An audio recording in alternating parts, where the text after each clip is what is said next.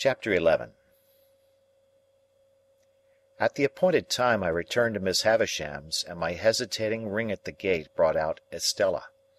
She locked it after admitting me, as she had done before, and again preceded me into the dark passage where her candle stood. She took no notice of me until she had the candle in her hand, when she looked over her shoulder, superciliously saying, "You are to come this way to-day," and took me to quite another part of the house. The passage was a long one, and seemed to pervade the whole square basement of the manor house. We traversed but one side of the square, however, and at the end of it she stopped, and put her candle down and opened a door. Here the daylight reappeared, and I found myself in a small paved courtyard, the opposite side of which was formed by a detached dwelling-house, that looked as if it had once belonged to the manager or head clerk of the extinct brewery. There was a clock in the outer wall of this house. Like the clock in Miss Havisham's room, and like Miss Havisham's watch, it had stopped at 20 minutes to 9. We went in the door, which stood open, and into a gloomy room with a low ceiling, on the ground floor at the back. There was some company in the room, and Estella said to me as she joined it, "You are to go and stand there, boy, till you are wanted." There, being the window, I crossed to it, and stood there, in a very uncomfortable state of mind, looking out. It opened to the ground, and looked into a most miserable corner of the neglected garden, upon a rank ruin of cabbage stalks, and one box tree that had been clipped round long ago, like a pudding, and had a new growth at the top of it, out of shape and of a different colour, as if that part of the pudding had stuck to the saucepan and got burnt. This was my homely thought, as I contemplated the box tree. There had been some light snow overnight, and it lay nowhere else to my knowledge, but it had not quite melted from the cold shadow of this bit of garden, and the wind caught it up in little eddies and threw it at the window, as if it pelted me for coming there. I divined that my coming had stopped conversation in the room, and that its other occupants were looking at me. I could see nothing of the room except the shining of the fire in the window-glass, but I stiffened in all my joints with the consciousness that I was under close inspection. There were 3 ladies in the room, and 1 gentleman. Before I had been standing at the window 5 minutes, they somehow conveyed to me that they were all toadies and humbugs, but that each of them pretended not to know that the others were toadies and humbugs, because the admission that he or she did know it would have made him or her out to be a toady and humbug. They all had a listless and dreary air of waiting somebody's pleasure, and the most talkative of the ladies had to speak quite rigidly to repress a yawn. This lady, whose name was Camilla, very much reminded me of my sister, with the difference that she was older, and, as I found out when I caught sight of her, of a blunter cast of features. Indeed, when I knew her better, I began to think it was a mercy she had any features at all, so very blank and high was the dead wall of her face. "Poor dear soul!" said this lady, with an abruptness of manner quite my sister's. "Nobody's enemy but his own." "It would be much more commendable to be somebody else's enemy," said the gentleman. "Far more natural." "Cousin Raymond," observed another lady, "we are to love our neighbour." "Sarah Pocket," returned Cousin Raymond, "if a man is not his own neighbour, who is?" Miss Pocket laughed, and Camilla laughed, and said, checking a yawn, "The idea!" But I thought they seemed to think it rather a good idea, too. The other lady, who had not spoken yet, said gravely and emphatically, "Very true." "Poor soul!" Camilla presently went on. I knew they had all been looking at me in the meantime. "He is so very strange. Would anyone believe that when Tom's wife died he actually could not be induced to see the importance of the children's having the deepest of trimmings in their mourning? 'Good Lord,' says he, 'Camilla, what can it signify so long as the poor bereaved little things are in black?' So like Matthew? The idea!" "Good points in him, good points in him," said Cousin Raymond. Heaven forbid I should deny good points in him, but he never had, and he never will have, any sense of the proprieties." "You know I was obliged," said Camilla. "I was obliged to be firm. I said, 'It will not do,' for the credit of the family. I told him that, without deep trimmings, the family was disgraced. I cried about it from breakfast till dinner. I injured my digestion. And at last he flung out in his violent way and said with a D, 'Then do as you like.' Thank goodness it will always be a consolation to me to know that I instantly went out in a pouring rain and bought the things." "He paid for them, did he not?" asked Estella. "It's not the question, my dear child, who paid for them," returned Camilla. "I bought them, and I shall often think of that with peace when I wake up in the night." The ringing of a distant bell, combined with the echoing of some cry or call along the passage by which I had come, interrupted the conversation and caused Estella to say to me, "Now, boy." On my turning round, they all looked at me with the utmost contempt, and as I went out I heard Sarah Pocket say, "Well, I'm sure! What next?"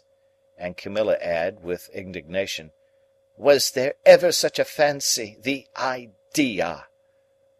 As we were going with our candle along the dark passage, Estella stopped all of a sudden, and facing round, said in her taunting manner, with her face quite close to mine, "Well?" "Well, miss?" I answered, almost falling over her and checking myself. She stood looking at me, and of course I stood looking at her. "Am I pretty?"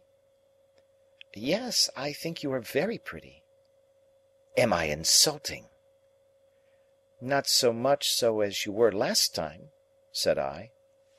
"Not so much so?" "No." She fired when she asked the last question, and she slapped my face with such force as she had, when I answered it. "Now," said she, "you little coarse monster, what do you think of me now?" "I shall not tell you." "Because you are going to tell upstairs, is that it?" "No," said I, "that's not it." "Why don't you cry again, you little wretch?" "Because I'll never cry for you again," said I, which was, I suppose, as false a declaration as ever was made, for I was inwardly crying for her then, and I know what I know of the pain she cost me afterwards. We went on our way upstairs after this episode, and as we were going up, we met a gentleman groping his way down. "Whom have we here?" asked the gentleman, stopping and looking at me. "A boy?" said Estella. He was a burly man of an exceedingly dark complexion, with an exceedingly large head, and a corresponding large hand. He took my chin in his large hand and turned up my face to have a look at me by the light of the candle. He was prematurely bald on the top of his head, and had bushy black eyebrows that wouldn't lie down, but stood up bristling. His eyes were set very deep in his head, and were disagreeably sharp and suspicious. He had a large watch chain, and strong black dots where his beard and whiskers would have been if he had let them. He was nothing to me, and I could have had no foresight then that he ever would be anything to me, but it happened that I had this opportunity of observing him well. "Boy of the neighbourhood, eh?" said he. "Yes, sir," said I. "How do you come here?" "Miss Havisham sent for me, sir," I explained. "Well, behave yourself. I have a pretty large experience of boys, and you're a bad set of fellows. Now mind," said he, biting the side of his great forefinger as he frowned at me, "you behave yourself." With these words he released me, which I was glad of, for his hands smelt of scented soap, and went his way downstairs. I wondered whether he could be a doctor. But no, I thought, he couldn't be a doctor, or he would have a quieter and more persuasive manner. There was not much time to consider the subject, for we were soon in Miss Havisham's room, where she and everything else were just as I had left them. Estella left me standing near the door, and I stood there until Miss Havisham cast her eyes upon me from the dressing-table. "So," she said, without being startled or surprised. the days have worn away, have they?" "Yes, ma'am. To-day is—" "There, there, there!" with the impatient movement of her fingers. "I don't want to know. Are you ready to play?" I was obliged to answer in some confusion, "I don't think I am, ma'am." "Not at cards again?" she demanded, with a searching look. "Yes, ma'am. I could do that, if I was wanted." "Since this house strikes you old and grave, boy," said Miss Havisham impatiently, "and you are unwilling to play, are you willing to work?" I could answer this inquiry with a better heart than I had been able to find for the other question, and I said I was quite willing. "Then go into that opposite room," said she, pointing at the door behind me with her withered hand, "and wait there till I come." I crossed the staircase landing, and entered the room she indicated. From that room, too, the daylight was completely excluded, and it had an airless smell that was oppressive. A fire had been lately kindled in the damp, old-fashioned grate, and it was more disposed to go out than to burn up, and the reluctant smoke which hung in the room seemed colder than the clearer air, like our own marsh mist. Certain wintry branches of candles on the high chimney-piece faintly lighted the chamber, or it would be more expressive to say, faintly troubled its darkness. It was spacious, and I dare say had once been handsome, but every discernible thing in it was covered with dust and mould, and dropping to pieces. The most prominent object was a long table with a tablecloth spread on it, as if a feast had been in preparation when the house and the clocks all stopped together. An epergne, or centrepiece of some kind, was in the middle of this cloth. It was so heavily overhung with cobwebs that its form was quite indistinguishable, and as I looked along the yellow expanse out of which I remember its seeming to grow, like a black fungus, I saw speckle-legged spiders with blotchy bodies running home to it, and running out from it, as if some circumstances of the greatest public importance had just transpired in the spider community. I heard the mice, too, rattling behind the panels, as if the same occurrence were important to their interests. But the black beetles took no notice of the agitation, and groped about the hearth in a ponderous elderly way, as if they were short-sighted and hard of hearing, and not on terms with one another. These crawling things had fascinated my attention, and I was watching them from a distance, when Miss Havisham laid a hand upon my shoulder. In her other hand she had a crutch-headed stick on which she leaned, and she looked like the witch of the place.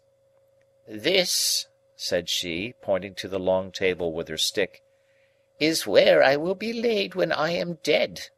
They shall come and look at me here."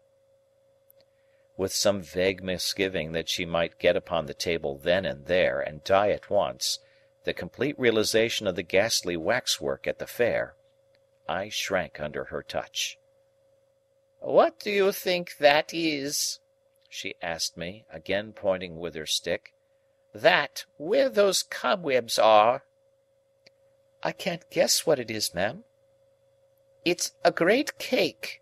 A bride cake. Mine."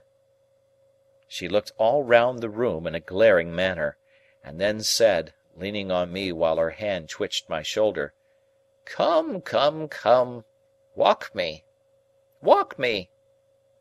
I made out from this that the work I had to do was to walk Miss Havisham round and round the room. Accordingly I started at once, and she leaned upon my shoulder, and we went away at a pace that might have been an imitation, founded on my first impulse under that roof, of Mr. Pumblechook's chaise-cart. She was not physically strong, and after a little time said, "Slower." Still we went at an impatient fitful speed, and as we went she twitched the hand upon my shoulder, and worked her mouth, and led me to believe that we were going fast because her thoughts went fast. After a while she said, "Call Estella." So I went out on the landing and roared that name as I had done on the previous occasion. When her light appeared, I returned to Miss Havisham, and we started away again round and round the room. If only Estella had come to be a spectator of our proceedings, I should have felt sufficiently discontented, but as she brought with her the 3 ladies and the gentleman whom I had seen below, I didn't know what to do. In my politeness I would have stopped, but Miss Havisham twitched my shoulder, and we posted on, with a shamefaced consciousness on my part that they would think it was all my doing. "Dear Miss Havisham," said Miss Sarah Pocket, "how well you look!" "I do not," returned Miss Havisham. "I am yellow skin and bone." Camilla brightened when Miss Pocket met with this rebuff, and she murmured, as she plaintively contemplated Miss Havisham, "Poor dear soul! Certainly not to be expected to look well, poor thing! The idea!" "And how are you?" said Miss Havisham to Camilla. As we were close to Camilla then, I would have stopped as a matter of course, only Miss Havisham wouldn't stop. We swept on, and I felt that I was highly obnoxious to Camilla. "Thank you, Miss Havisham," she returned. "I am as well as can be expected." "Why, what's the matter with you?" asked Miss Havisham with exceeding sharpness. "Nothing worth mentioning," replied Camilla. "I don't wish to make a display of my feelings, but I have habitually thought of you more in the night than I am quite equal to." "Then don't think of me," retorted Miss Havisham. "Very easily said," remarked Camilla, amiably repressing a sob, while a hitch came into her upper lip, and her tears overflowed. "Raymond is a witness what ginger and sal volatile I am obliged to take in the night. Raymond is a witness what nervous jerkings I have in my legs. Chokings and nervous jerkings, however, are nothing new to me when I think with anxiety of those I love. If I could be less affectionate and sensitive, I should have a better digestion and an iron set of nerves. I am sure I wish it could be so. But as to not thinking of you in the night, the idea!" Here a burst of tears. The Raymond referred to I understood to be the gentleman present, and him I understood to be Mr. Camilla. He came to the rescue at this point, and said in a consolatory and complimentary voice, "Camilla, my dear, it is well known that your family feelings are gradually undermining you, to the extent of making one of your legs shorter than the other." "I am not aware," observed the grave lady whose voice I had heard but once, "that to think of any person is to make a great claim upon that person, my dear." Miss Sarah Pocket, whom I now saw to be a little dry, brown, corrugated old woman, with a small face that might have been made of walnut shells, and a large mouth like a cat's without the whiskers, supported this position by saying, "No, indeed, my dear. Hem!" "Thinking is easy enough," said the grave lady. "What is easier, you know?" assented Miss Sarah Pocket. "Oh, yes, yes!" cried Camilla, whose fermenting feelings appeared to rise from her legs to her bosom. "It's all very true. It's a weakness to be so affectionate, but I can't help it. No doubt my health would be much better if it were otherwise. Still I wouldn't change my disposition if I could. It's the cause of much suffering, but it's a consolation to know I possess it, when I wake up in the night." Here another burst of feeling. Miss Havisham and I had never stopped all this time, and kept going round and round the room, now brushing against the skirts of the visitors, now giving them the whole length of the dismal chamber. "There's Matthew," said Camilla, "never mixing with any natural ties, never coming here to see how Miss Havisham is. I have taken to the sofa with my staylace cut, and have lain there hours insensible, with my head over the side, and my hair all down, and my feet I don't know where." "Much higher than your head, my love," said Mr. Camilla. "I have gone off into that state hours and hours on account of Matthew's strange and inexplicable conduct, and nobody has thanked me." "Really, I must say I should think not," interposed the grave lady. You see, my dear," added Miss Sarah Pocket, a blandly vicious personage, "the question to put to yourself is, who do you expect to thank you, my love?" "Without expecting any thanks, or anything of the sort," resumed Camilla, "I have remained in that state hours and hours, and Raymond is a witness of the extent to which I have choked, and what the total inefficacy of ginger has been, and I have been heard at the pianoforte tuners across the street, where the poor mistaken children have even supposed it to be pigeons cooing at a distance. And now to be told—" Here Camilla put her hand to her throat, and began to be quite chemical as to the formation of new combinations there. When this same Matthew was mentioned, Miss Havisham stopped me and herself, and stood looking at the speaker. This change had a great influence in bringing Camilla's chemistry to a sudden end. "Matthew will come and see me at last," said Miss Havisham sternly, "when I am laid on that table. That will be his place there," striking the table with her stick, "at my head, and yours will be there, and your husband's there, and Sarah Pocket's there, and Georgiana's there. Now you all know where to take your stations when you come to feast upon me. And now go."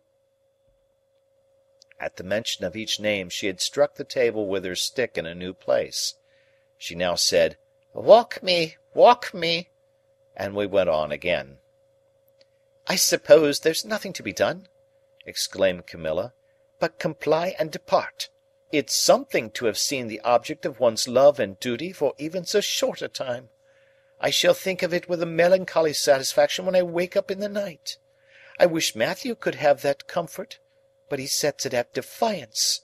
I am determined not to make a display of my feelings, but it's very hard to be told one wants to feast on one's relations, as if one was a giant, and to be told to go. The bare idea!" Mr. Camilla interposing, as Mrs. Camilla laid her hands upon her heaving bosom, that lady assumed an unnatural fortitude of manner which I supposed to be expressive of an intention to drop and choke when out of view, and kissing her hand to Miss Havisham, was escorted forth. Sarah Pocket and Georgiana contended who shall remain last, but Sarah was too knowing to be outdone, and ambled round Georgiana with that artful slipperiness that the latter was obliged to take precedence. Sarah Pocket then made her separate effect of departing with, "Bless you, Miss Havisham, dear," and with a smile of forgiving pity on her walnut-shell countenance for the weaknesses of the rest. While Estella was away lighting them down, Miss Havisham still walked with her hand on my shoulder, but more and more slowly. At last she stopped before the fire, and said, after muttering and looking at it some seconds, "This is my birthday, Pip." I was going to wish her many happy returns, when she lifted her stick. "I don't suffer it to be spoken of. I don't suffer those who were here just now, or any one, to speak of it. They come here on the day, but they dare not refer to it." Of course I made no further effort to refer to it. "On this day of the year, long before you were born, this heap of decay," stabbing with her crutched stick at the pile of cobwebs on the table, but not touching it, "was brought here. It and I have worn away together. The mice have gnawed at it, and sharper teeth than teeth of mice have gnawed at me." She held the head of her stick against her heart as she stood looking at the table, she in her once white dress, all yellow and withered, the once white cloth all yellow and withered, everything around in a state to crumble under a touch. "When the ruin is complete," said she with a ghastly look, "and when they lay me dead, in my bride's dress on the bride's table, which shall be done, and which will be the finished curse upon him, so much the better if it is done on this day." She stood looking at the table as if she stood looking at her own figure lying there. I remained quiet. Estella returned, and she too remained quiet. It seemed to me that we continued thus for a long time. In the heavy air of the room, and the heavy darkness that brooded in its remoter corners, I even had an alarming fancy that Estella and I might presently begin to decay. At length, not coming out of her distraught state by degrees, but in an instant, Miss Havisham said, "Let me see you two play cards. Why have you not begun?" With that, we returned to her room, and sat down as before. I was beggared, as before, and again, as before, Miss Havisham watched us all the time, directing my attention to Estella's beauty, and made me notice it the more by trying her jewels on Estella's breast and hair. Estella, for her part, likewise treated me as before, except that she did not condescend to speak. When we had played some half-dozen games, a day was appointed for my return, and I was taken down into the yard to be fed in the former dog-like manner. There, too, I was again left to wander about as I liked. It is not much to the purpose whether a gate in that garden wall which I had scrambled up to peep over on the last occasion was, on that last occasion, open or shut. Enough that I saw no gate then, and that I saw one now. As it stood open, and as I knew that Estella had let the visitors out, for she had returned with the keys in her hand, I strolled into the garden and strolled all over it. It was quite a wilderness, and there were old melon frames and cucumber frames in it, which seemed in their decline to have produced a spontaneous growth of weak attempts at pieces of old hats and boots, with now and then a weedy offshoot into the likeness of a battered saucepan. When I had exhausted the garden and a greenhouse with nothing in it but a fallen-down grapevine and some bottles, I found myself in the dismal corner upon which I had looked out of the window. Never questioning for a moment that the house was now empty, I looked in at another window, and found myself, to my great surprise, exchanging a broad stare with a pale young gentleman with red eyelids and light hair. This pale young gentleman quickly disappeared, and reappeared beside me. He had been at his books when I had found myself staring at him, and I now saw that he was inky. "Halloa!" said he. "Young fellow!" Halloa being a general observation which I had usually observed to be best answered by itself, I said, "Halloa!" politely omitting young fellow. "Who let you in?" said he. "Miss Estella." "Who gave you leave to prowl about?" "Miss Estella." "Come and fight," said the pale young gentleman. What could I do but follow him? I have often asked myself the question since, but what else could I do? His manner was so final, and I was so astonished that I followed where he led as if I had been under a spell. "Stop a minute, though," he said, wheeling round before we had gone many paces. "I ought to give you a reason for fighting, too. There it is." In a most irritating manner, he instantly slapped his hands against one another, daintily flung one of his legs up behind him, pulled my hair, slapped his hands again, dipped his head and butted it into my stomach. The bull-like proceedings last mentioned, besides that it was unquestionably to be regarded in the light of a liberty, was particularly disagreeable just after bread and meat. I therefore hit out at him, and was going to hit out again, when he said, "Aha! Would you?"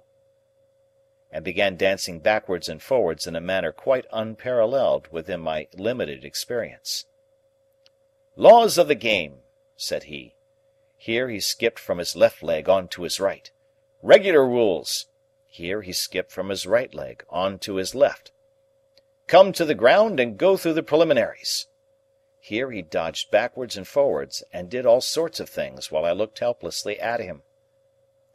I was secretly afraid of him when I saw him so dexterous, but I felt morally and physically convinced that his light head of hair could have had no business in the pit of my stomach, and that I had a right to consider it irrelevant when so obtruded on my attention. Therefore, I followed him without a word to a retired nook of the garden, formed by the junction of two walls and screened by some rubbish. On his asking me if I was satisfied with the ground, and on my replying "yes," he begged my leave to absent himself for a moment, and quickly returned with a bottle of water and a sponge dipped in vinegar. "Available for both," he said, placing these against the wall, and then fell to pulling off, not only his jacket and waistcoat, but his shirt too, in a manner at once light-hearted, business-like, and bloodthirsty. Although he did not look very healthy, having pimples on his face and a breaking out at his mouth, these dreadful preparations quite appalled me.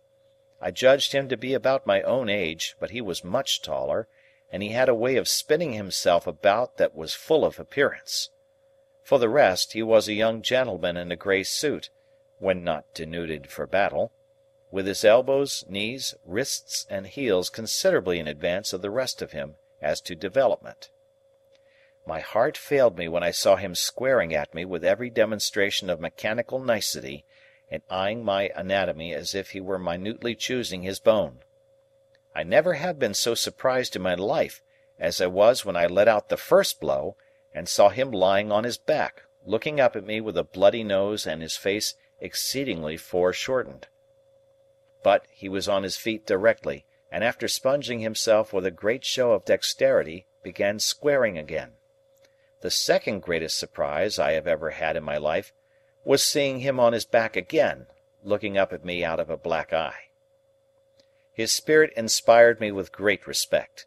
He seemed to have no strength, and he never once hit me hard, and he was always knocked down, but he would be up again in a moment, sponging himself or drinking out of the water bottle, with the greatest satisfaction in seconding himself according to form, and then came at me with an air and a show that made me believe he really was going to do for me at last.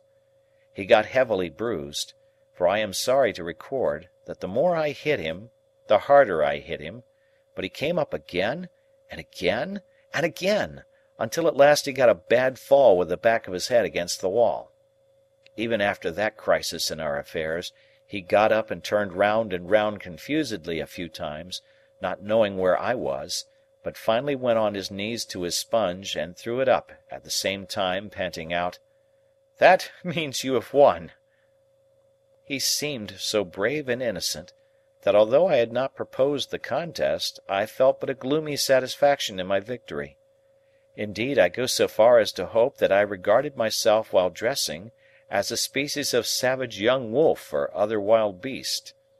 However, I got dressed, darkly wiping my sanguinary face at intervals, and I said, "Can I help you?" And he said, "No, thankee." And I said, "Good afternoon." And he said, "Same to you."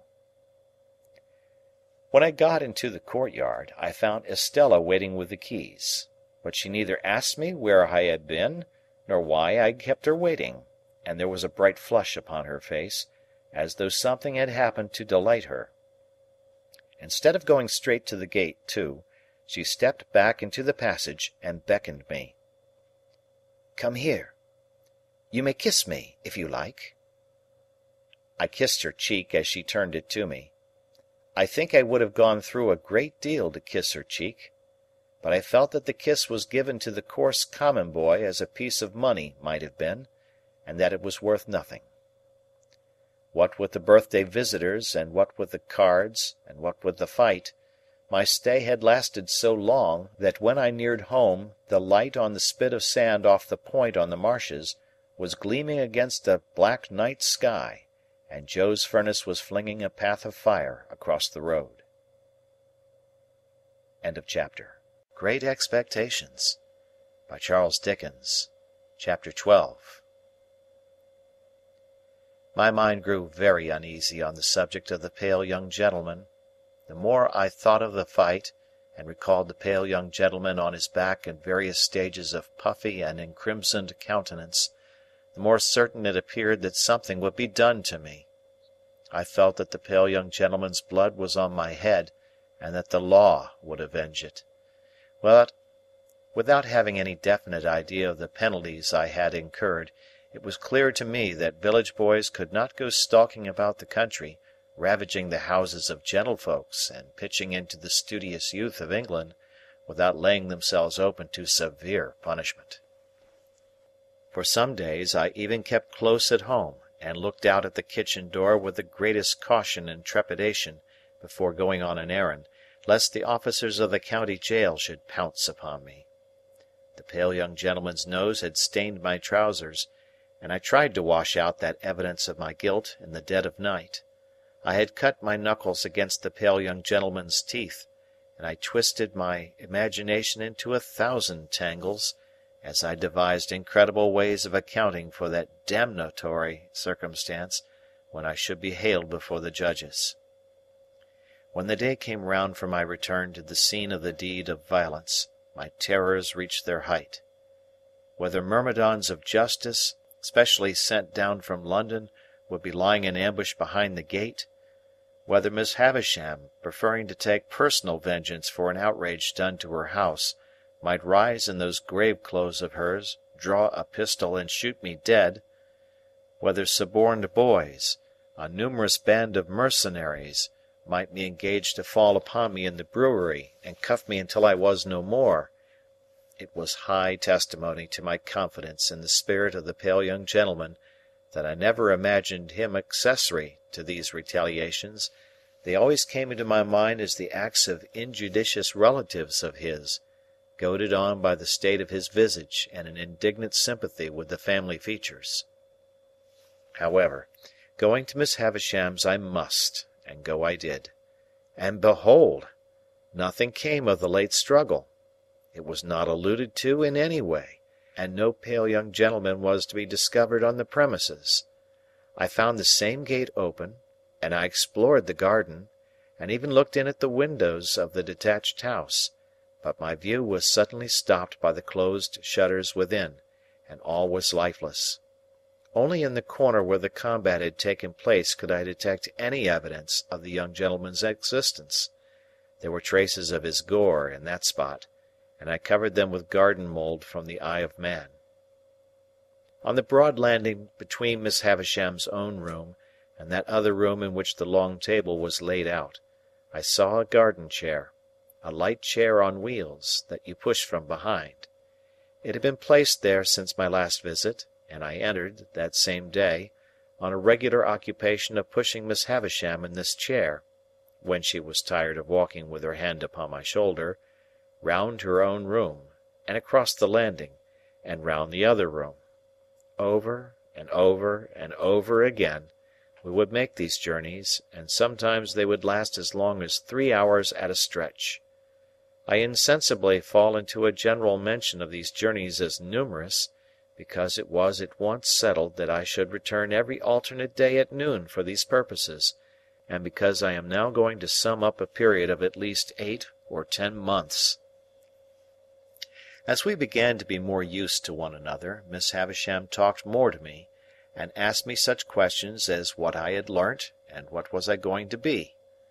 I told her I was going to be apprenticed to Joe, I believed, and I enlarged upon my knowing nothing and wanting to know everything, in the hope that she might offer some help towards that desirable end. But she did not; on the contrary, she seemed to prefer my being ignorant. Neither did she ever give me any money, or anything but my daily dinner, nor ever stipulate that I should be paid for my services. Estella was always about, and always let me in and out, but never told me I might kiss her again. Sometimes she would coldly tolerate me, sometimes she would condescend to me, sometimes she would be quite familiar with me, sometimes she would tell me energetically that she hated me. Miss Havisham would often ask me in a whisper, or when we were alone, "Does she grow prettier and prettier, Pip?" And when I said yes, for indeed she did, would seem to enjoy it greedily. Also, when we played at cards, Miss Havisham would look on with a miserly relish of Estella's moods, whatever they were. And sometimes, when her moods were so many and so contradictory of one another that I was puzzled what to say or do, Miss Havisham would embrace her with lavish fondness, murmuring something in her ear that sounded like, "Break their hearts, my pride and hope, break their hearts and have no mercy." There was a song Joe used to hum fragments of at the forge, of which the burden was Old Clem. This was not a very ceremonious way of rendering homage to a patron saint, but I believe Old Clem stood in that relation towards smiths. It was a song that imitated the measure of beating upon iron, and was a mere lyrical excuse for the introduction of Old Clem's respected name. Thus you were to hammer boys around, Old Clem, with a thump and a sound, Old Clem, beat it out, Old Clem, with a click for the stout, Old Clem, blow the fire, Old Clem, roaring drier, soaring higher, Old Clem. One day soon after the appearance of the chair, Miss Havisham suddenly saying to me, with the impatient movements of her fingers, There, sing! I was surprised into crooning this ditty as I pushed her over the floor. It happened so to catch her fancy that she took it up in a low, brooding voice as if she were singing in her sleep. After that it became customary with us to have it as we moved about, and Estella would often join in, though the whole strain was so subdued, even when there were 3 of us, that it made less noise in the grim old house than the lightest breath of wind. What could I become with these surroundings? How could my character fail to be influenced by them?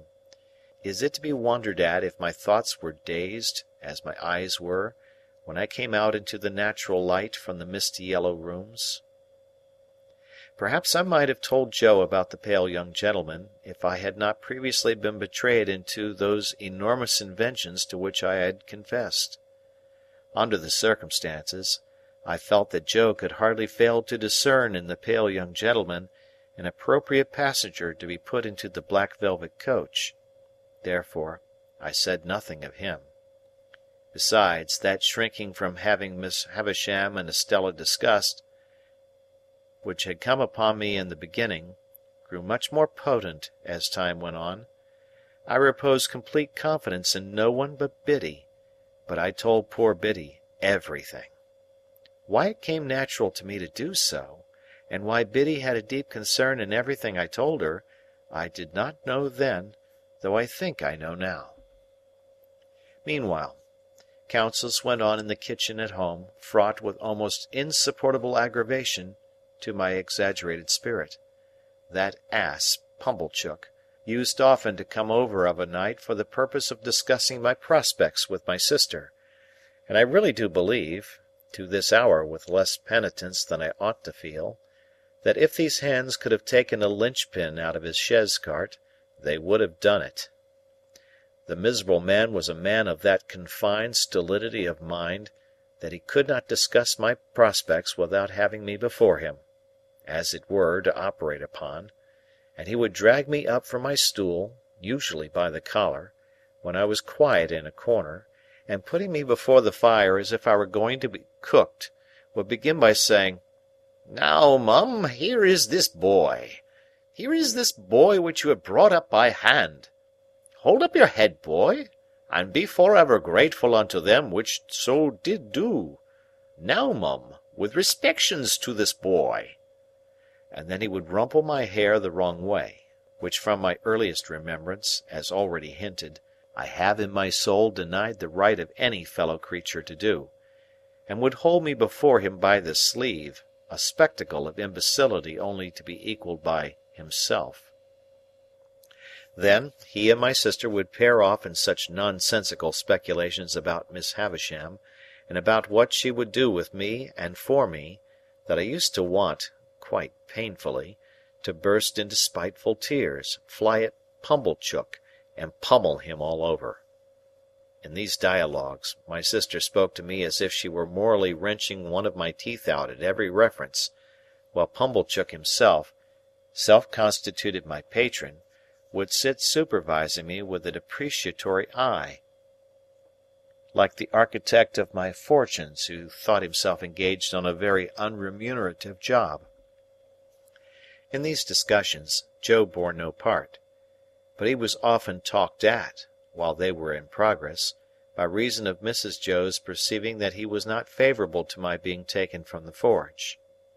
I was fully old enough now to be apprenticed to Joe, and when Joe sat with the poker on his knees thoughtfully raking out the ashes between the lower bars, my sister would so distinctly construe that innocent action into opposition on his part, that she would dive at him, take the poker out of his hands, shake him, and put it away. There was a most irritating end to every one of these debates. All in a moment, with nothing to lead up to it, my sister would stop herself in a yawn, and catching sight of me as if it were incidentally, would swoop upon me with, "Come, there's enough of you! You get along to bed. You've given trouble enough for one night, I hope." And as if I had besought them as a favour to bother my life out. We went on in this way for a long time, and it seemed likely that we should continue to go on in this way for a long time, when one day Miss Havisham stopped short as she and I were walking, she leaning on my shoulder, and said with some displeasure, "You are growing tall, Pip." I thought it best to hint, through the medium of a meditative look, that this might be occasioned by circumstances over which I had no control. She said no more at the time, but she presently stopped and looked at me again, and presently again, and after that looked frowning and moody. On the next day of my attendance, when our usual exercise was over, and I had landed her at her dressing-table, she stayed me with a movement of her impatient fingers. "Tell me the name again of that blacksmith of yours." "Joe Gargery, ma'am." "Meaning the master you were to be apprenticed to?" "Yes, Miss Havisham." "You had better be apprenticed at once. Would Gargery come here with you, and bring your indentures, do you think?" I signified that I had no doubt he would take it as an honour to be asked. "Then let him come." "At any particular time, Miss Havisham?" "There, there, I know nothing about times. Let him come soon, and come along with you." When I got home at night, and delivered this message for Joe, my sister went on the rampage, in a more alarming degree than at any previous period. She asked me and Joe whether we supposed she was doormats under our feet, and how we dared to use her so, and what company we graciously thought she was fit for. When she had exhausted a torrent of such inquiries, she threw a candlestick at Joe, burst into a loud sobbing, got out the dustpan, which was always a very bad sign, put on her coarse apron, and began cleaning up to a terrible extent. Not satisfied with a dry cleaning, she took to a pail and scrubbing brush, and cleaned us out of house and home, so that we stood shivering in the backyard. It was 10 o'clock at night before we ventured to creep in again, and then she asked Joe why he hadn't married a negress slave at once. Joe offered no answer, poor fellow, but stood feeling his whisker and looking dejectedly at me, as if he thought it really might have been a better speculation. End of chapter. Great Expectations, by Charles Dickens. Chapter 13. It was a trial to my feelings, on the next day but one, to see Joe arraying himself in his Sunday clothes to accompany me to Miss Havisham's. However, as he thought his court suit necessary to the occasion, it was not for me to tell him that he looked far better in his working dress, the rather, because I knew he made himself so dreadfully uncomfortable, entirely on my account, and that it was for me he pulled up his shirt-collar so very high behind, that it made the hair on the crown of his head stand up like a tuft of feathers. At breakfast-time my sister declared her intention of going to town with us, and being left at Uncle Pumblechook's, and called for "when we had done with our fine ladies," a way of putting the case, from which Joe appeared inclined to augur the worst. The forge was shut up for the day, and Joe inscribed in chalk upon the door, as it was his custom to do on the very rare occasions when he was not at work, the monosyllable H-O-U-T, accompanied by a sketch of an arrow supposed to be flying in the direction he had taken. We walked to town, my sister leading the way in a very large beaver bonnet, and carrying a basket like the Great Seal of England in plaited straw, a pair of pattens, a spare shawl, and an umbrella, though it was a fine bright day. I am not quite clear whether these articles were carried penitentially or ostentatiously, but I rather think they were displayed as articles of property, much as Cleopatra or any other sovereign lady on the rampage might exhibit her wealth in a pageant or procession. When we came to Pumblechook's, my sister bounced in and left us. As it was almost noon, Joe and I held straight on to Miss Havisham's house.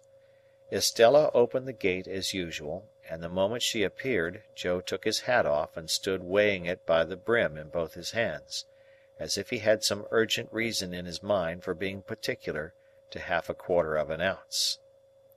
Estella took no notice of either of us, but led us the way that I knew so well. I followed next to her, and Joe came last. When I looked back at Joe in the long passage, he was still weighing his hat with the greatest care, and was coming after us in long strides on the tips of his toes.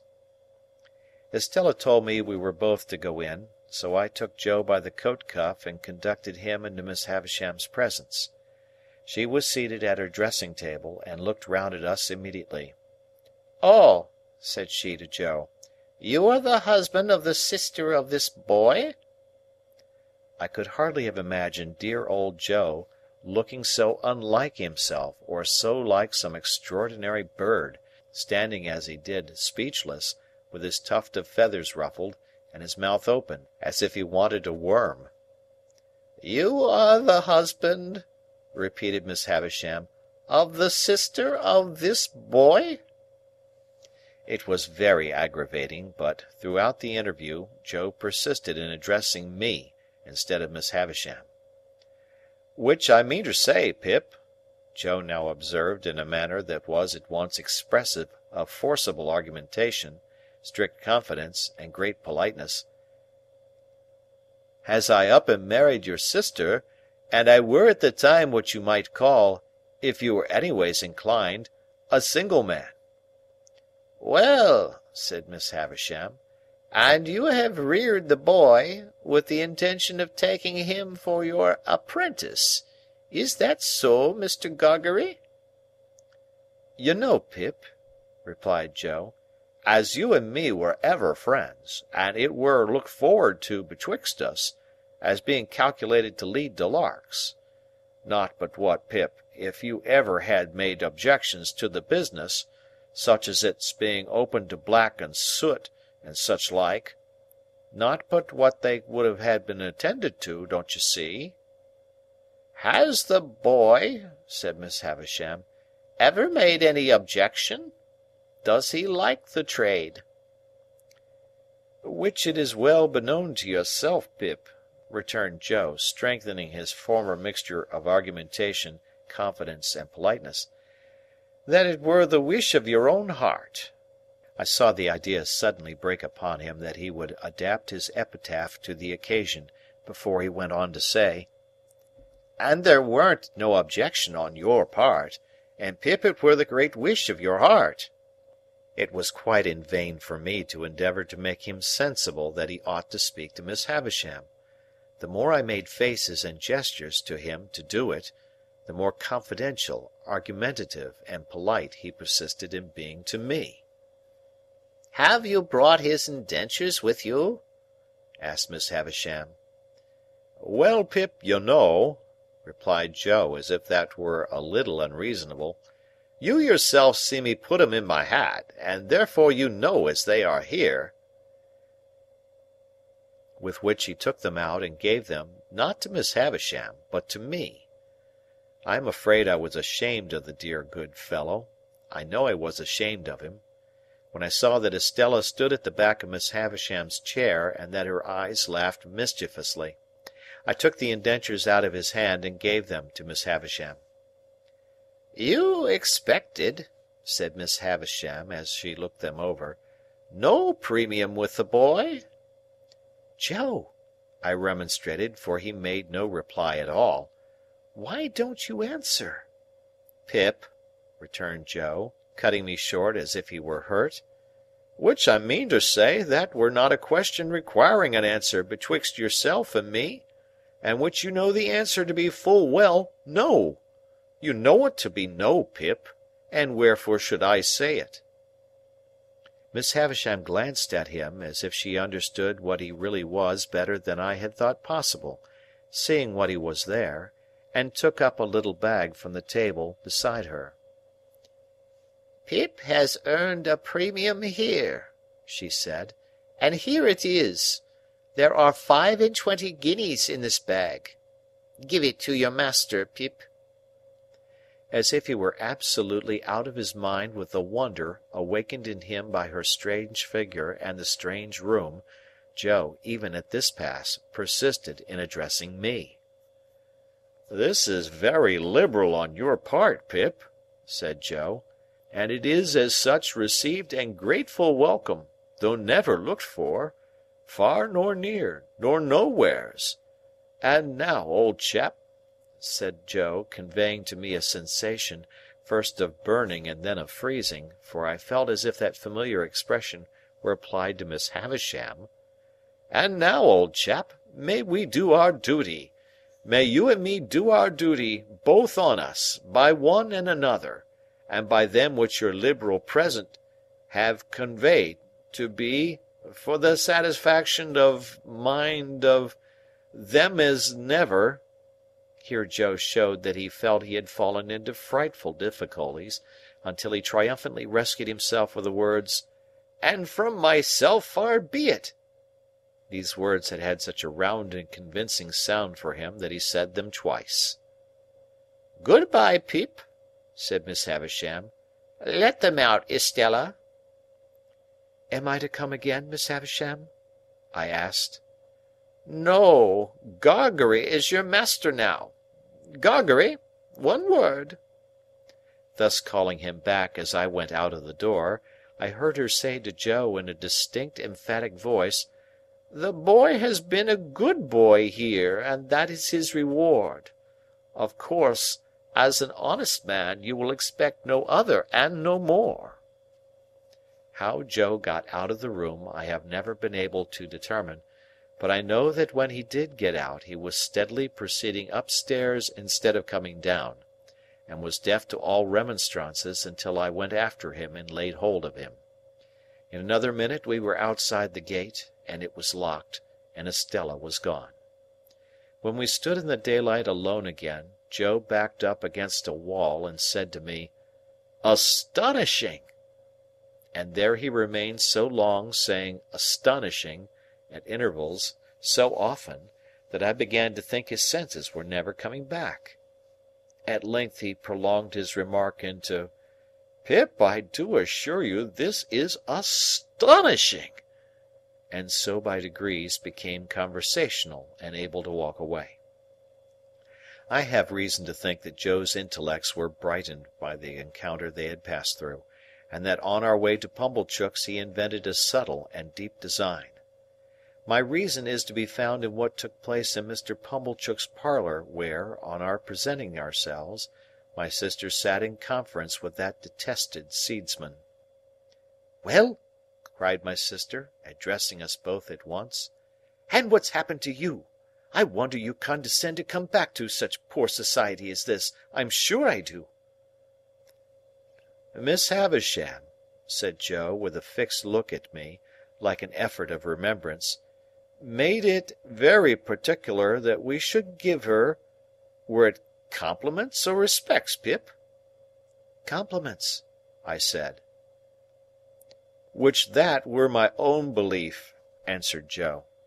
"Her compliments to Mrs. J. Gargery." "Much good they'll do me," observed my sister, but rather gratified too. "And wishing," pursued Joe, with another fixed look at me, like another effort of remembrance, "that the state of Miss Havisham's elth were sich as would have allowed, were it, Pip?" "Of her having the pleasure," I added. "Of ladies' company," said Joe, and drew a long breath. "Well!" cried my sister, with a mollified glance at Mr. Pumblechook, "she might have had the politeness to send that message at first, but it's better late than never. And what did she give young Rantipole here? She give him," said Joe, "nothing." Mrs. Joe was going to break out, but Joe went on. "What she give," said Joe, "she give to his friends. And by his friends were her explanation. I mean into the hands of his sister Mrs. J. Gargery. Them were her words, Mrs. J. Gargery. She mayn't have knowed," added Joe, with an appearance of reflection, "whether it were Joe or George." My sister looked at Pumblechook, who smoothed the elbows of his wooden armchair, and nodded at her and at the fire, as if he had known all about it beforehand. "And how much have you got?" asked my sister, laughing. Positively laughing. "What would present company say to £10?" demanded Joe. "They'd say," returned my sister, curtly, "pretty well. Not too much, but pretty well." "It's more than that, then," said Joe. That fearful impostor Pumblechook immediately nodded, and said, as he rubbed the arms of his chair, "It's more than that, Mum." "Why, you don't mean to say—" began my sister. "Yes, I do, Mum," said Pumblechook. "But wait a bit. Go on, Joseph, good in you, go on." "What would present company say," proceeded Joe, "to £20?" "Handsome would be the word," returned my sister. "Well, then," said Joe, "it's more than £20." That abject hypocrite Pumblechook nodded again, and said, with a patronizing laugh, "It's more than that, Mum. Good again. Follow her up, Joseph." "Then to make an end of it," said Joe, delightedly handing the bag to my sister, "it's £25." "It's £25, Mum," echoed that basest of swindlers, Pumblechook, rising to shake hands with her, "and it's no more than your merits, as I said when my opinion was asked, and I wish you joy of the money." If the villain had stopped here, his case would have been sufficiently awful, but he blackened his guilt by proceeding to take me into custody, with a right of patronage that left all his former criminality far behind. "Now you see, Joseph and wife," said Pumblechook, as he took me by the arm above the elbow, "I am one of them that always go right through with what they've begun. This boy must be bound out of hand. That's my way. Bound out of hand." "Goodness knows, Uncle Pumblechook," said my sister, grasping the money, "we're deeply beholden to you." "Never mind me, Mum," returned that diabolical corn chandler. "A pleasure's a pleasure all the world over. But this boy, you know, we must have him bound. I said I'd see to it, to tell you the truth." The justices were sitting in the town hall near at hand, and we at once went over to have me bound apprentice to Joe in the magisterial presence. I say we went over, but I was pushed over by Pumblechook, exactly as if I had that moment picked a pocket or fired a rick. Indeed, it was the general impression in court that I had been taken red-handed, for as Pumblechook shoved me before him through the crowd, I heard some people say, "What's he done?" and others, "He's a young 'un too, but looks bad, don't he?" One person of mild and benevolent aspect even gave me a tract ornamented with a woodcut of a malevolent young man fitted up with a perfect sausage shop of fetters, and entitled, "To be read in my cell." The hall was a queer place, I thought, with higher pews in it than a church, and with people hanging over the pews looking on, and with mighty justices, one with a powdered head, leaning back in chairs with folded arms, or taking snuff, or going to sleep, or writing or reading the newspapers, and with some shining black portraits on the walls, which my unartistic eye regarded as a composition of hardbake and sticking plaster. Here, in a corner my indentures were duly signed and attested, and I was bound, Mr. Pumblechook holding me all the while as if we had looked in on our way to the scaffold to have those little preliminaries disposed of. When we had come out again, and had got rid of the boys who had been put into great spirits by the expectation of seeing me publicly tortured, and who were much disappointed to find that my friends were merely rallying round me, we went back to Pumblechook's.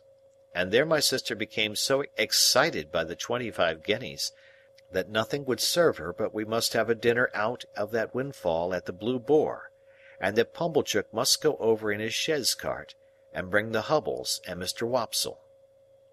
It was agreed to be done, and a most melancholy day I passed, for it inscrutably appeared to stand to reason, in the minds of the whole company, that I was an excrescence on the entertainment.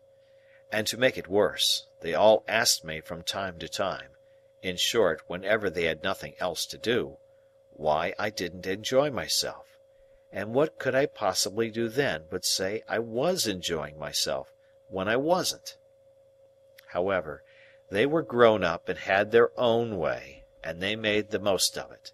That swindling Pumblechook, exalted into the beneficent contriver of the whole occasion, actually took the top of the table, and, when he addressed them on the subject of my being bound, and had fiendishly congratulated them on my being liable to imprisonment if I played at cards, drank strong liquors, kept late hours or bad company, or indulged in other vagaries which the form of my indentures appeared to contemplate as next to inevitable, he placed me standing on a chair beside him to illustrate his remarks.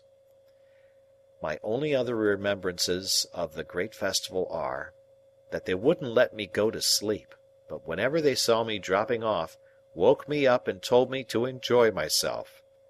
That, rather late in the evening, Mr. Wopsle gave us Collins's Ode, and threw his blood-stained sword in thunder down, with such effect that a waiter came in and said, "The commercials underneath sent up their compliments, and it wasn't the Tumbler's Arms." That, when they were all in excellent spirits on the road home, and sang "O Lady Fair," Mr. Wopsle taking the bass, and asserting with a tremendously strong voice, in reply to the inquisitive bore who leads that piece of music in a most impertinent manner, by wanting to know all about everybody's private affairs, that he was the man with his white locks flowing, and that he was upon the whole the weakest pilgrim going. Finally, I remember that when I got into my little bedroom, I was truly wretched, and had a strong conviction on me that I should never like Joe's trade. I had liked it once, but once was not now. End of chapter. Great Expectations, by Charles Dickens. Chapter 14. It is a most miserable thing to feel ashamed of home. There may be black ingratitude in the thing, and the punishment may be retributive and well-deserved, but that it is a miserable thing I can testify. Home had never been a very pleasant place to me because of my sister's temper. But Joe had sanctified it, and I had believed in it. I had believed in the best parlour as a most elegant saloon. I had believed in the front door as a mysterious portal of the temple of state, whose solemn opening was attended with the sacrifice of roast fowls. I had believed in the kitchen as a chaste though not magnificent apartment. I had believed in the forge as the glowing road to manhood and independence. Within a single year all this was changed. Now it was all coarse and common, and I would not have had Miss Havisham and Estella see it on any account. How much of my ungracious condition of mind may have been my own fault, how much Miss Havisham's, how much my sister's, is now of no moment to me or to any one. The change was made in me, the thing was done. Well or ill done, excusably or inexcusably, it was done. Once it had seemed to me that when I should at last roll up my shirt-sleeves and go into the forge, Joe's 'prentice, I should be distinguished and happy. Now the reality was in my hold, I only felt that I was dusty with the dust of small coal, and that I had a weight upon my daily remembrance to which the anvil was a feather. There have been occasions in my later life, I suppose as in most lives, when I have felt for a time as if a thick curtain had fallen on all its interest and romance, to shut me out from anything save dull endurance any more. Never has that curtain dropped so heavy and blank as when my way in life lay stretched out straight before me through the newly entered road of apprenticeship to Joe.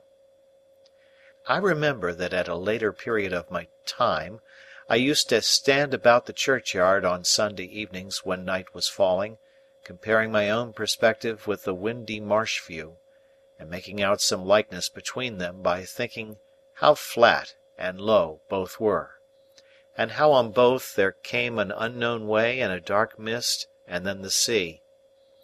I was quite as dejected on the first working day of my apprenticeship as in that after-time, but I am glad to know that I never breathed a murmur to Joe while my indentures lasted. It is about the only thing I am glad to know of myself in that connection. For though it includes what I proceed to add, all the merit of what I proceed to add was Joe's. It was not because I was faithful, but because Joe was faithful, that I never ran away and went for a soldier or a sailor. It was not because I had a strong sense of the virtue of industry, but because Joe had a strong sense of the virtue of industry, that I worked with tolerable zeal against the grain. It is not possible to know how far the influence of any amiable, honest-hearted, duty-doing man flies out into the world, but it is very possible to know how it has touched one's self in going by, and I know right well that any good that intermixed itself with my apprenticeship came of plain, contented Joe, and not of restlessly aspiring, discontented me. What I wanted, who can say? How can I say, when I never knew? What I dreaded was, that in some unlucky hour I, being at my grimiest and commonest, should lift up my eyes and see Estella looking in at one of the wooden windows of the forge.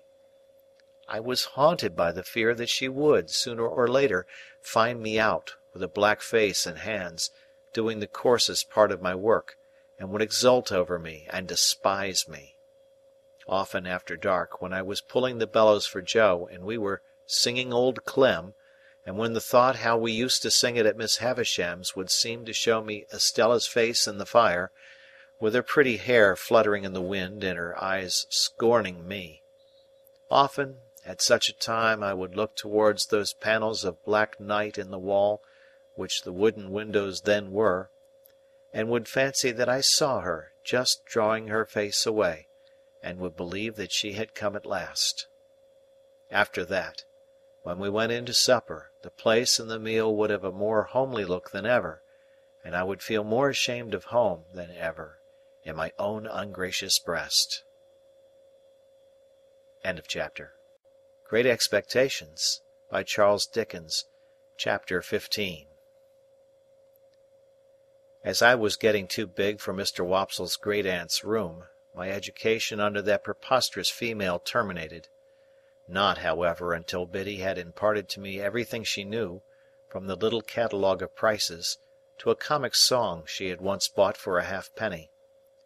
Although the only coherent part of the latter piece of literature were the opening lines, "When I went to Lunnon town, sirs, tooralooroo, tooralooroo, wasn't I done very brown, sirs, tooralooroo, tooralooroo." Still in my desire to be wiser, I got this composition by heart with the utmost gravity, nor do I recollect that I questioned its merit, except that I thought, as I still do, the amount of toorul somewhat in excess of the poetry. In my hunger for information, I made proposals to Mr. Wopsle to bestow some intellectual crumbs upon me, with which he kindly complied. As it turned out, however, that he only wanted me for a dramatic lay-figure, to be contradicted and embraced and wept over and bullied and clutched and stabbed and knocked about in a variety of ways, I soon declined that course of instruction, though not until Mr. Wopsle in his poetic fury had severely mauled me. Whatever I acquired I tried to impart to Joe. This statement sounds so well that I cannot in my conscience let it pass unexplained. I wanted to make Joe less ignorant and common, that he might be worthier of my society, and less open to Estella's reproach. The old battery out on the marshes was our place of study, and a broken slate and a short piece of slate pencil were our educational implements, to which Joe always added a pipe of tobacco. I never knew Joe to remember anything from one Sunday to another, or to acquire, under my tuition, any piece of information whatever. Yet he would smoke his pipe at the battery with a far more sagacious air than anywhere else, even with a learned air, as if he considered himself to be advancing immensely.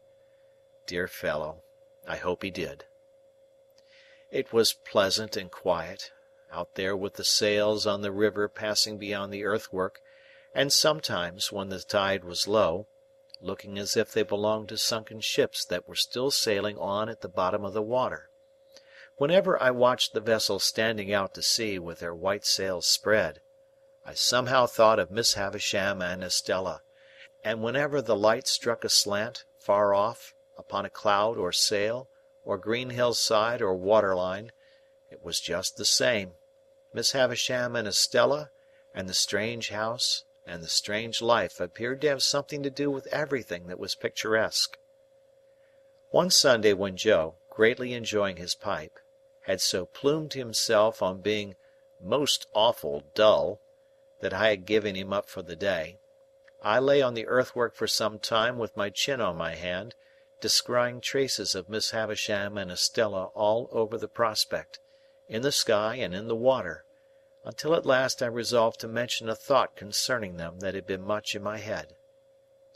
"Joe," said I, "don't you think I ought to make Miss Havisham a visit?"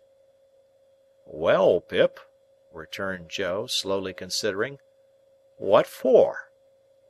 "What for, Joe? What is any visit made for?" "There is some visits, perhaps," said Joe, "as forever remains open to the question, Pip. But in regard to visiting Miss Havisham, she might think you wanted something, expected something of her." "Don't you think I might say that I did not, Joe?"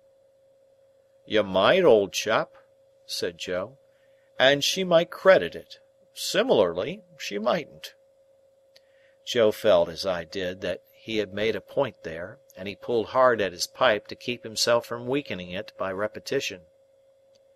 "You see, Pip," Joe pursued, as soon as he was past that danger, "Miss Havisham done the handsome thing by you. When Miss Havisham done the handsome thing by you, she called me back to say to me as that were all." "Yes, Joe, I heard her." "All," Joe repeated very emphatically. "Yes, Joe, I tell you I heard her." "Which I meaner say, Pip, it might be that her meaning were, make an end on it, as you was, me to the north and you to the south, keeping sunders." I had thought of that too, and it was very far from comforting to me to find that he had thought of it, for it seemed to render it more probable. "But, Joe—" "Yes, old chap." "Here I am, getting on in the first year of my time, and since the day of my being bound I have never thanked Miss Havisham, or asked after her, or shown that I remember her." "That's true, Pip. And unless you was to turn her out a set of shoes all four round, and which I mean to say, as even a set of shoes all four round might not be acceptable as a present, in a total wacancy of hoofs—" "I don't mean that sort of remembrance, Joe. I don't mean a present." But Joe had got the idea of a present in his head, and must harp upon it. "Or even," said he, "if you was helped to knocking her up a new chain for the front door, or say a gross or two of shark-headed screws for general use, or some light fancy article, such as a toasting fork when she took her muffins, or a gridiron when she took a sprat or such like." "I don't mean any present at all, Joe," I interposed. "Well," said Joe, still harping on it, though I had particularly pressed it, "if I was yourself, Pip, I wouldn't. No, I would not. For what's a door chain when she's got one always up? and shark-headers is open to misrepresentations. And if it was a toasting fork, you'd go into brass and do yourself no credit. And the uncommonest workman can't show himself uncommon in a gridiron, for a gridiron is a gridiron," said Joe, steadfastly impressing it upon me, as if he were endeavouring to rouse me from a fixed delusion. "And you may ham it what you like, but a gridiron it will come out, either by your leave or against your leave, and you can't help yourself." "My dear Joe," I cried in desperation, taking hold of his coat, "don't go on in that way. I never thought of making Miss Havisham any present."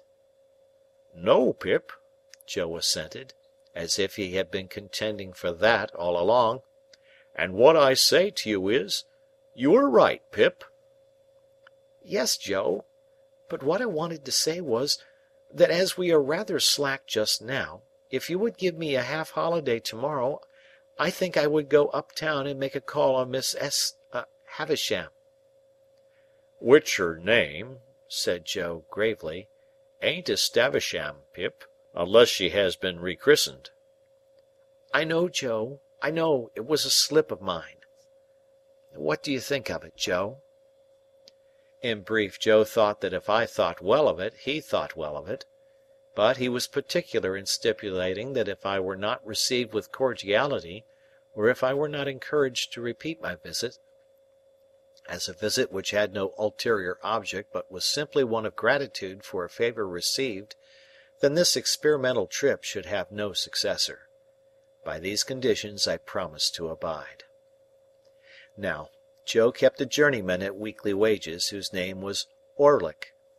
He pretended that his Christian name was Dolge, a clear impossibility, but he was a fellow of that obstinate disposition that I believe him to have been the prey of no delusion in this particular, but wilfully to have imposed that name upon the village as an affront to its understanding. He was a broad-shouldered, loose-limbed, swarthy fellow of great strength, never in a hurry, and always slouching. He never even seemed to come to his work on purpose, but would slouch in as if by mere accident, and when he went to the Jolly Bargeman to eat his dinner, or went away at night, he would slouch out, like Cain or the Wandering Jew, as if he had no idea where he was going and no intention of ever coming back. He lodged at a sluice-keeper's out on the marshes, and on working days would come slouching from his hermitage, with his hands in his pockets and his dinner loosely tied in a bundle round his neck and dangling on his back. On Sundays he mostly lay all day on the sluice-gates, or stood against ricks and barns. He always slouched, locomotively, with his eyes on the ground, and, when accosted or otherwise required to raise them, he looked up in a half-resentful, half-puzzled way, as though the only thought he ever had was, that it was rather an odd and injurious fact that he should never be thinking. This morose journeyman had no liking for me. When I was very small and timid, he gave me to understand that the devil lived in a black corner of the forge, and that he knew the fiend very well, also that it was necessary to make up the fire, once in 7 years, with a live boy, and that I might consider myself fuel. When I became Joe's 'prentice, Orlick was perhaps confirmed in some suspicion that I should displace him, howbeit he liked me still less. Not that he ever said anything, or did anything, openly importing hostility. I only noticed that he always beat his sparks in my direction, and that whenever I sang Old Clem, he came in out of time. Dolge Orlick was at work and present next day, when I reminded Joe of my half-holiday. He said nothing at the moment, for he and Joe had just got a piece of hot iron between them, and I was at the bellows. But by and by he said, leaning on his hammer, "Now, master, sure you're not a-going to favour only one of us. If young Pip has a half-holiday, do as much for old Orlick." I suppose he was about 25, but he usually spoke of himself as an ancient person. "Why, what'll you do with a half-holiday, if you get it?" said Joe. "What'll I do with it? What'll he do with it?" I'll do as much with it as him," said Orlick. "As to Pip, he's going up town," said Joe. "Well, then, as to old Orlick, he's a-going up town," retorted that worthy. "Two can go up town. 'Tain't only one what can go up town." "Don't lose your temper," said Joe. "Shall if I like," growled Orlick. "Summon their up-towning. Now, master, come. No favouring in this shop. Be a man." The master refusing to entertain the subject until the journeyman was in a better temper, Orlick plunged at the furnace, drew out a red-hot bar, made at me with it as if he was going to run it through my body, whisked it round my head, laid it on the anvil, hammered it out, as if it were I thought, and the sparks were my spurting blood, and finally said, when he had hammered himself hot and the iron cold, and he again leaned on his hammer, "Now, master." "Are you all right now?" demanded Joe. "Ah, I am all right," said gruff old Orlick. "Then, as in general you stick to your work as well as most men," said Joe, "let it be a half-holiday for all." My sister had been standing silent in the yard, within hearing. She was a most unscrupulous spy and listener, and she instantly looked in at one of the windows. "Like you fool!" said she to Joe, "giving holidays to great idle hulkers like that! You are a rich man, upon my life, to waste wages in that way. I wish I was his master." "You'd be everybody's master, if you durst," retorted Orlick, with an ill-favoured grin. "Let her alone," said Joe. "I'd be a match for all noodles and all rogues," returned my sister, beginning to work herself into a mighty rage. "And I couldn't be a match for the noodles without being a match for your master, who's the dunder-headed king of the noodles. And I couldn't be a match for the rogues without being a match for you, who are the blackest-looking and the worst rogue between this and France. Now!" "You're a foul shrew, Mother Gargery," growled the journeyman. "If that makes a judge of rogues, you ought to be a good un."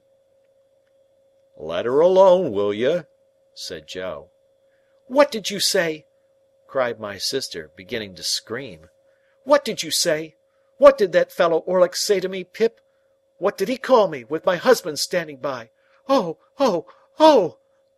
Each of these exclamations was a shriek, and I must remark of my sister, what is equally true of all the violent women I have ever seen, that passion was no excuse for her, because it is undeniable that instead of lapsing into passion, she consciously and deliberately took extraordinary pains to force herself into it, and became blindly furious by regular stages.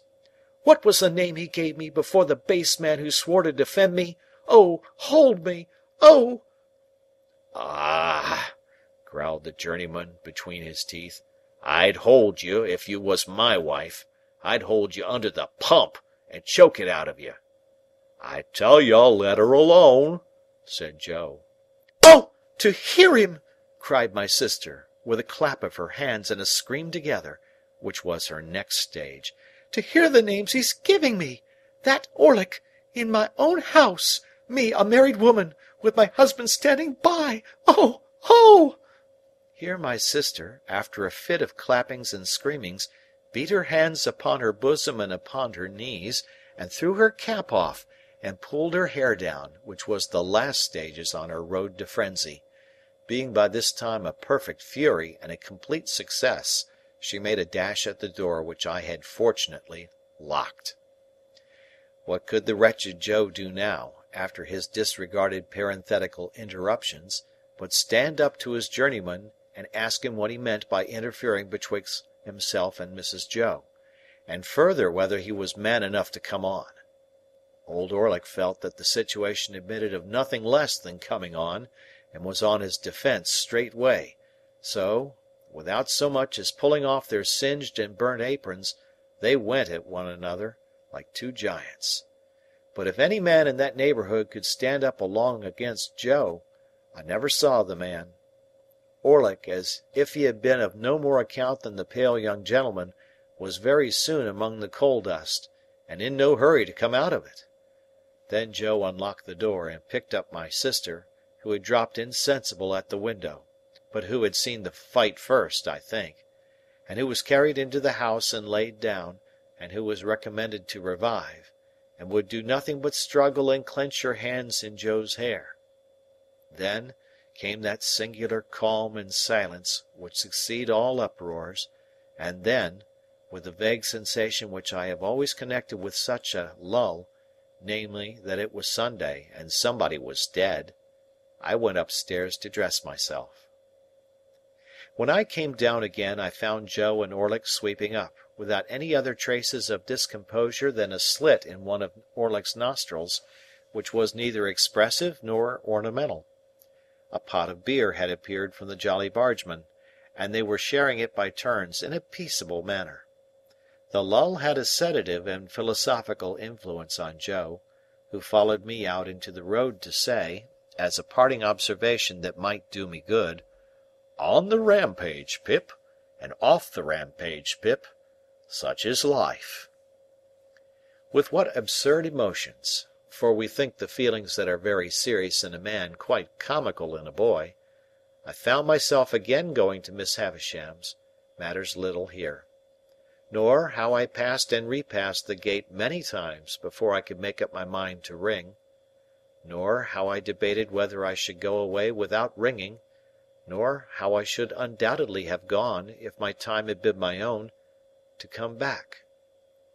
Miss Sarah Pocket came to the gate. No Estella. "How then, you here again?" said Miss Pocket. "What do you want?" When I said that I only came to see how Miss Havisham was, Sarah evidently deliberated whether or no she should send me about my business. But unwilling to hazard the responsibility, she let me in, and presently brought the sharp message that I was to come up. Everything was unchanged, and Miss Havisham was alone. "Well," said she, fixing her eyes upon me, "I hope you want nothing. You'll get nothing." "No, indeed, Miss Havisham. I only wanted you to know that I am doing very well in my apprenticeship, and am always much obliged to you." "There, there," with the old restless fingers. "Come now and then. Come on your birthday. Aye!" she cried suddenly, turning herself and her chair towards me. "You were looking round for Estella, hey?" I had been looking round, in fact, for Estella, and I stammered that I hoped she was well. "Abroad," said Miss Havisham, "educating for a lady, far out of reach, prettier than ever, admired by all who see her. Do you feel that you have lost her?" There was such a malignant enjoyment in her utterance of the last words, and she broke into such a disagreeable laugh, that I was at a loss what to say. She spared me the trouble of considering, by dismissing me. When the gate was closed upon me by Sarah of the walnut-shell countenance, I felt more than ever dissatisfied with my home, and with my trade, and with everything, and that was all I took by that motion. As I was loitering along the High Street, looking in disconsolately at the shop windows, and thinking what I would buy if I were a gentleman, who should come out of the bookshop but Mr. Wopsle. Mr. Wopsle had in his hand the affecting tragedy of George Barnwell, in which he had that moment invested sixpence, with the view of heaping every word on it on the head of Pumblechook, with whom he was going to drink tea. No sooner did he see me, than he appeared to consider that a special providence had put a 'prentice in his way to be read at, and he laid hold of me, and insisted on my accompanying him to the Pumblechookian parlour. As I knew it would be miserable at home, and as the nights were dark and the way was dreary, and almost any companionship on the road was better than none, I made no great resistance. Consequently, we turned into Pumblechook's just as the street and the shops were lighting up. As I never assisted at any other representation of George Barnwell, I don't know how long it may usually take, but I know very well that it took until 9:30 that night, and that when Mr. Wopsle got into Newgate, I thought he never would go to the scaffold, he became so much slower than at any former period of his disgraceful career. I thought it a little too much that he should complain of being cut short in his flower after all, as if he had not been running to seed, leaf after leaf, ever since his course began. This, however, was a mere question of length and wearisomeness. What stung me was the identification of the whole affair with my unoffending self. When Barnwell began to go wrong, I declare that I felt positively apologetic. Pumblechook's indignant stare so taxed me with it. Wopsle, too, took pains to present me in the worst light. At once ferocious and maudlin, I was made to murder my uncle with no extenuating circumstances whatever. Millwood put me down in argument, on every occasion. It became sheer monomania in my master's daughter to care a button for me, and all I can say for my gasping and procrastinating conduct on the fatal morning is that it was worthy of the general feebleness of my character. Even after I was happily hanged and Wopsle had closed the book, Pumblechook sat staring at me, and shaking his head, and saying, "Take warning, boy, take warning," as if it were a well-known fact that I contemplated murdering a near relation, provided I could only induce one to have the weakness to become my benefactor. It was a very dark night when it was all over, and when I set out with Mr. Wopsle on the walk home. Beyond town we found a heavy mist out, and it fell wet and thick. The turnpike lamp was a blur, quite out of the lamp's usual place, apparently, and its rays looked solid substance on the fog. We were noticing this, and saying how that the mist rose with a change of wind from a certain quarter of our marshes, when we came upon a man slouching under the lee of the turnpike house. "Hallo!" we said, stopping. "Orlick there?" "Ah," he answered, slouching out. "I was standing by a minute, on the chance of company." "You are late," I remarked. Orlick not unnaturally answered, "Well, and you're late." "We have been," said Mr. Wopsle, exalted with his late performance, "we have been indulging Mr. Orlick in an intellectual evening." Old Orlick growled, as if he had nothing to say about that, and we all went on together. I asked him presently whether he had been spending his half-holiday up and down town. "Yes," said he, "all of it. I come in behind yourself. I didn't see you, but I must have been pretty close behind you. By and by the guns is going again." "At the hulks?" said I. "Hi! There's some of the birds flown from the cages. The guns have been going since dark about. You'll hear one presently." In effect, we had not walked many yards further when the well-remembered boom came towards us, deafened by the mist, and heavily rolled away along the low grounds by the river, as if it were pursuing and threatening the fugitives. "A good night for cutting off in," said Orlick. "We'd be puzzled how to bring down a jailbird on the wing tonight." The subject was a suggestive one to me, and I thought about it in silence. Mr. Wopsle, as the ill-requited uncle of the evening's tragedy, fell to meditating aloud in his garden at Camberwell. Orlick, with his hands in his pockets, slouched heavily at my side. It was very dark, very wet, very muddy, and so we splashed along. Now and then the sound of the signal cannon broke upon us again, and again rolled sulkily along the course of the river. I kept myself to myself and my thoughts. Mr. Wopsle died amiably at Camberwell, and exceedingly game on Bosworth Field, and in the greatest agonies at Glastonbury. Orlick sometimes growled, "Beat it out, beat it out, Old Clem, with a clink for the stout, Old Clem." I thought he had been drinking, but he was not drunk. Thus we came to the village. The way by which we approached it took us past the Three Jolly Bargemen, which we were surprised to find, it being 11 o'clock, in a state of commotion, with the door wide open, and unwonted lights that had been hastily caught up and put down scattered about. Mr. Wopsle dropped in to ask what was the matter, surmising that a convict had been taken, but came running out in a great hurry. "There's something wrong," said he, without stopping. "Up at your place, Pip. Run all!" "What is it?" I asked, keeping up with him. So did Orlick at my side.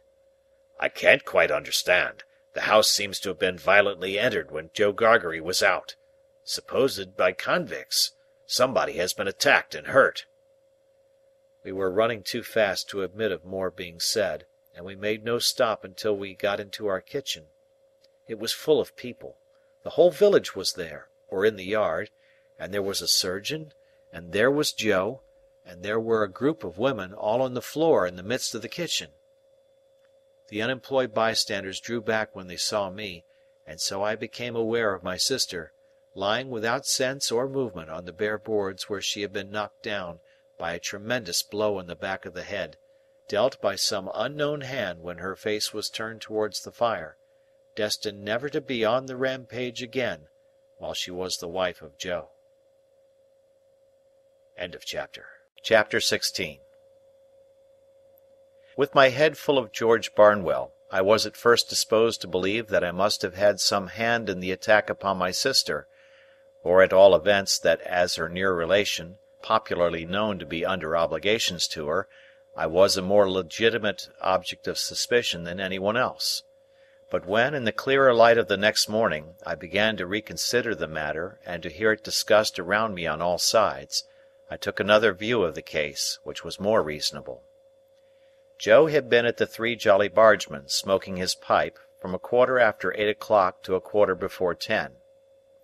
While he was there, my sister had been seen standing at the kitchen door, and had exchanged good night with a farm labourer going home.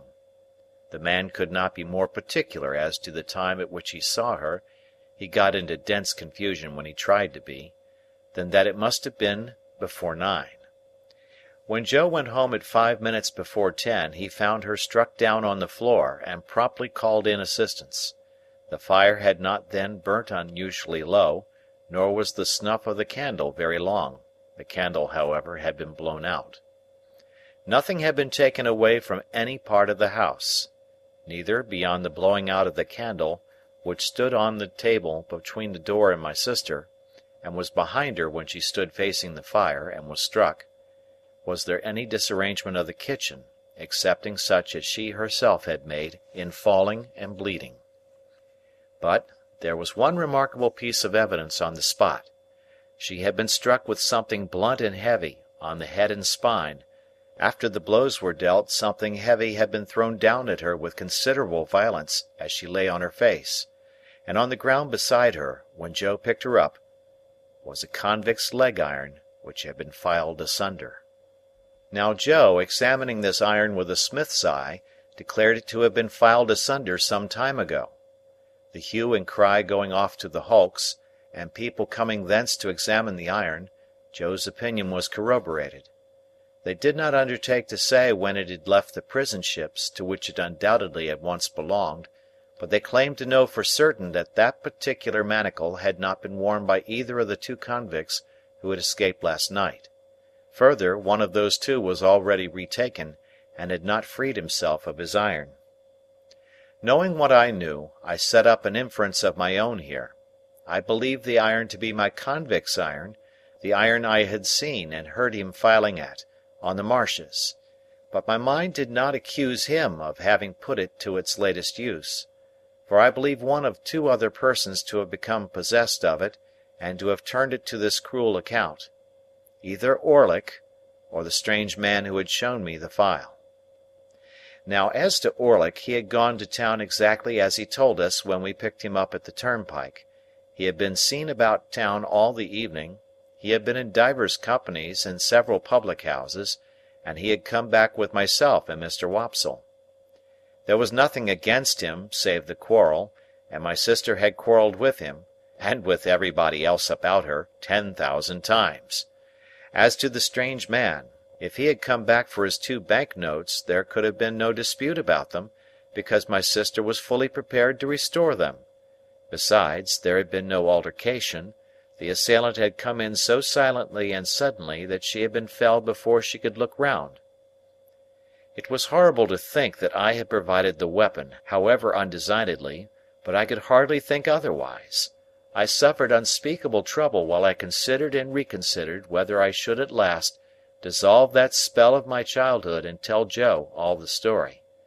For months afterwards, I every day settled the question finally in the negative, and reopened and re-argued it next morning.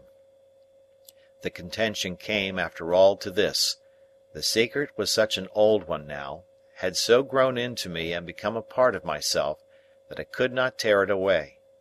In addition to the dread that, having led up to so much mischief, it would be now more likely than ever to alienate Joe from me if he believed it, I had a further restraining dread that he would not believe it, but would assort it with the fabulous dogs and veal cutlets as a monstrous invention. However, I temporized with myself, of course, for was I not wavering between right and wrong when the thing is always done?